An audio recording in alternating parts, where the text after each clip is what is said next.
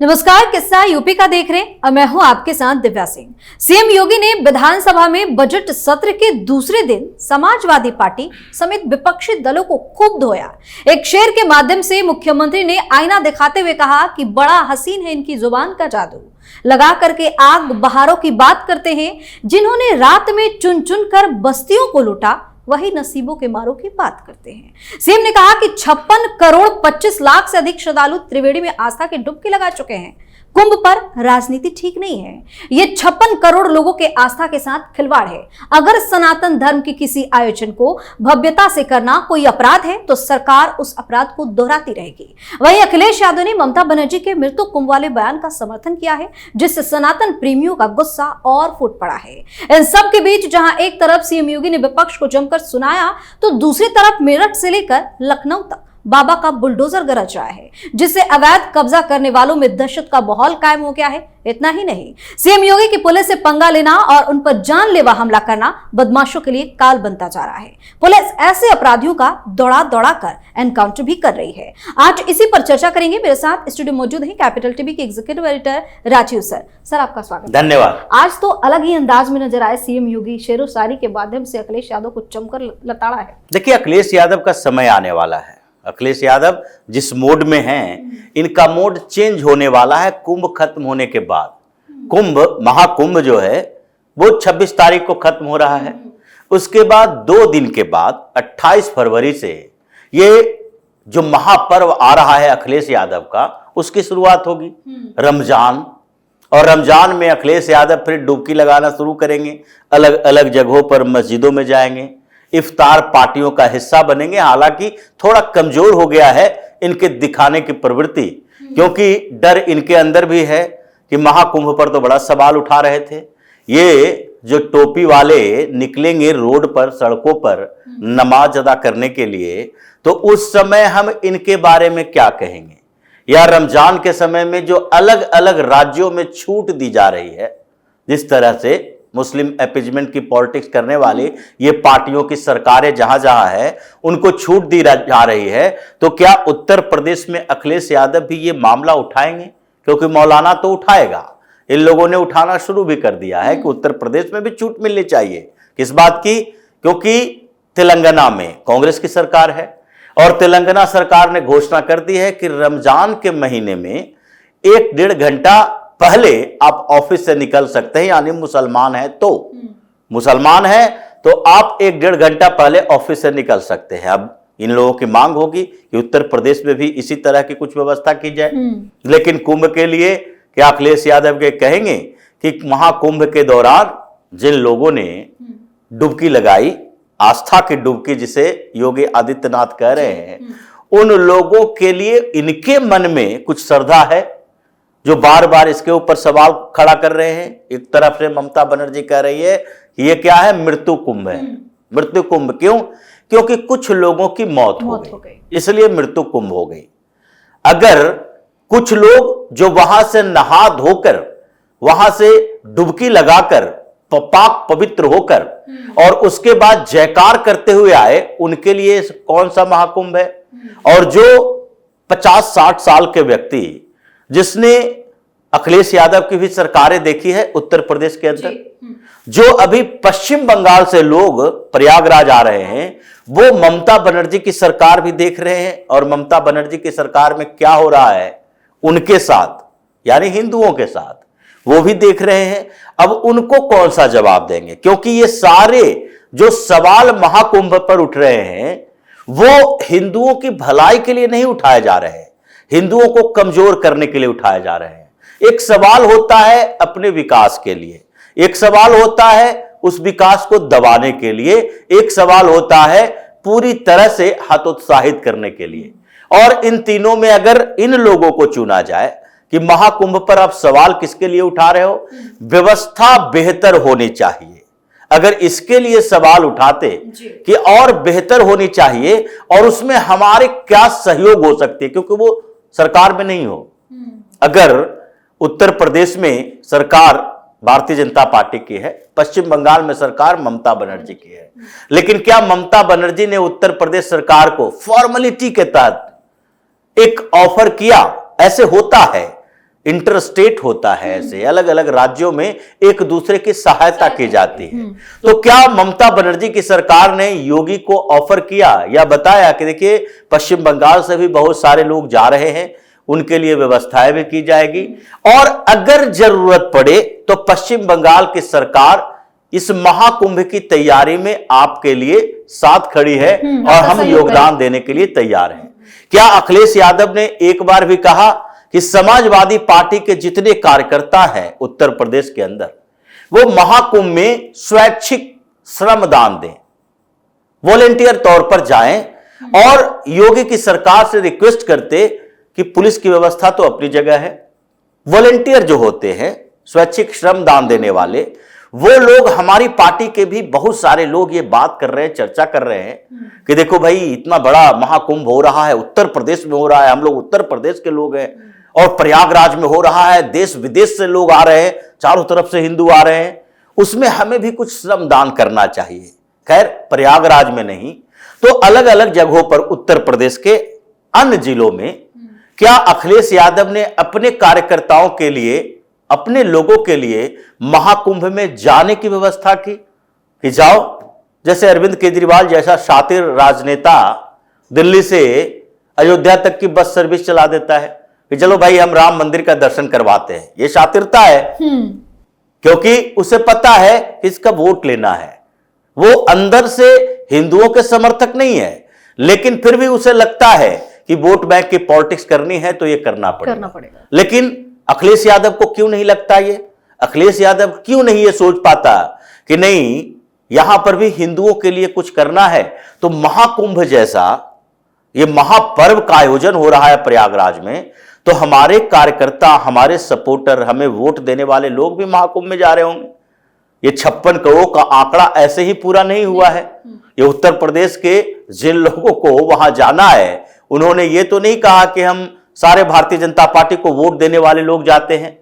योगी आदित्यनाथ ने जो व्यवस्थाएं की है वो समाजवादी पार्टी के समर्थक जो वहां जा रहे हैं महाकुंभ में डुबकी लगाने, उनके लिए व्यवस्था की है। लेकिन क्या अखिलेश यादव ने विशेष व्यवस्था की अपनी पार्टी की तरफ से? ये सैकड़ों करोड़ की संपत्ति बना के रखा है, चारों तरफ से ये किलाबंदी किए हुए है, घर व्हाइट हाउस की तरह चमकता है, सारे परिवार को बड़े बड़े राजनेता बना दिया। अगर पूरी प्रॉपर्टी खंगाले जाए तो सैकड़ों करोड़ में निकलेगी इन लोगों की। अपनी जगह पर, घर में, हर जगह पर, ये गांव गांव में एयरपोर्ट अपने लिए बनवा लिया। तो ये सारी प्रॉपर्टी पर कब्जा करके बैठे हो, 10-20% दान ही दे देते इसी के लिए कि चलो पार्टी की तरफ से अब नहीं कर रहे हैं तो अपनी तरफ से ही कुछ लोगों को कुंभ का दर्शन करवा दें। लेकिन इसने अब तक नहीं किया। मतलब तुम्हारे दिमाग में पॉजिटिविटी नहीं है।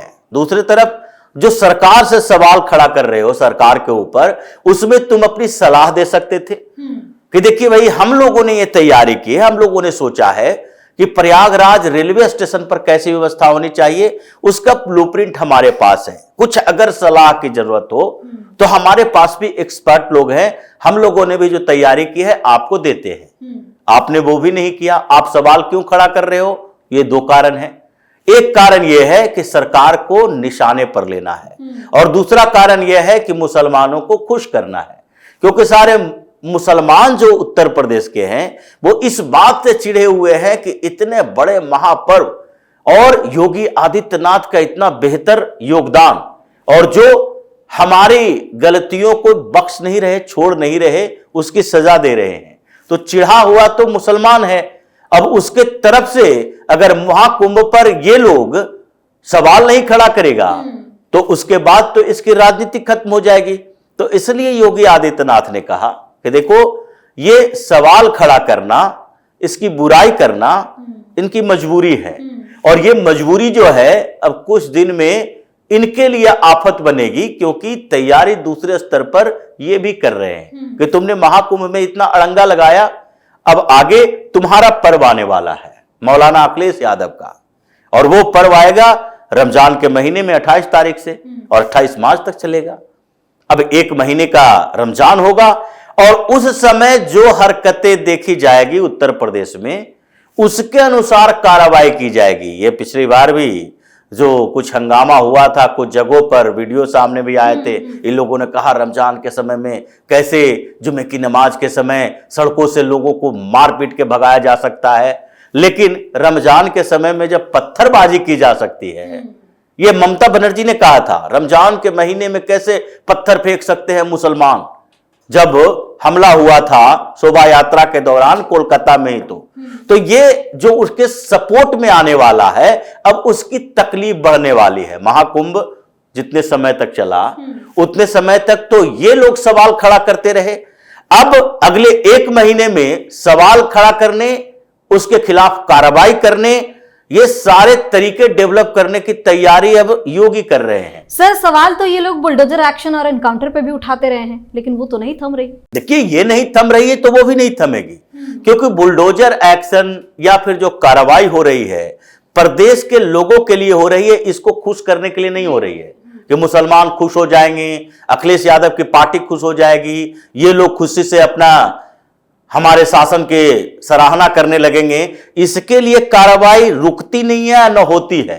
कार्रवाई होती है इसलिए कि उत्तर प्रदेश को एक बेहतर प्रदेश के तौर पर बनाना है। यहां आज इन्वेस्टमेंट आ रहा है, इसके पीछे की एक बड़ी वजह यह है कि लोगों को, ये कारपोरेट हाउसेस को, जितने बिजनेस घराने हैं सबको ये पता चल रहा है कि उत्तर प्रदेश पहले वाले गुंडागर्दी वाले प्रदेश की तरह नहीं है। यहां पर अब कोई नहीं आएगा तुमसे वसूली के लिए, कोई नहीं आएगा तुमसे पैसा मांगने के लिए, कोई ये नहीं कहेगा कि यहां पर फैक्ट्री लगानी है तो पहले 10 करोड़ रुपया जमा करो, क्योंकि ये योगी की सरकार है और इसमें जितने माफिया हैं वो या तो जेल के अंदर हैं या उत्तर प्रदेश से बाहर भाग चुके हैं, और जो बचे कुचे हैं वो सीधे ऊपर जा रहे हैं। तो ऐसी स्थिति में जहां जहां पर अवैध कब्जा होगा, जहां अतिक्रमण किया जाएगा, जहां पत्थरबाजी की जाएगी और जहां सरकारी संसाधनों पर अवैध तरीके से कब्जा किया जाएगा, उसे छोड़ा नहीं जा सकता, और जो लोगों के खिलाफ भी करेगा उसके खिलाफ भी एक्शन होगा। यह उदाहरण है, चाहे पश्चिम उत्तर प्रदेश में हो या पूर्वांचल में हो या फिर उसके आसपास अवध प्रदेश में हो, हर सेक्टर को बांट के पुलिस को यह व्यवस्था करने के लिए कहा गया है। और ज्यादातर जो इस्लामिक पॉकेट्स हैं अलग अलग क्षेत्रों में बने हुए, उन जगहों पर पुलिस की निगाहें ज्यादा तेज है, क्योंकि इन लोगों में अपराध की प्रवृत्ति ज्यादा तेज हो गई है। और ये बड़े माफिया तो हैं ही, लेकिन बड़े बड़े माफिया के साथ साथ नीचे के स्तर पर भी ये लोग अपने अपने क्षेत्रों में जो अब तक बदतमीजी करते रहे, अब तक गुंडागर्दी करते रहे, अब तक अपने यहां रह रहे उन कम संख्या वाले हिंदुओं के गांव में उन लोगों को भगाते रहे हैं, उसके खिलाफ भी, अत्याचार के खिलाफ भी हर जगह पर कार्रवाई हो रही है।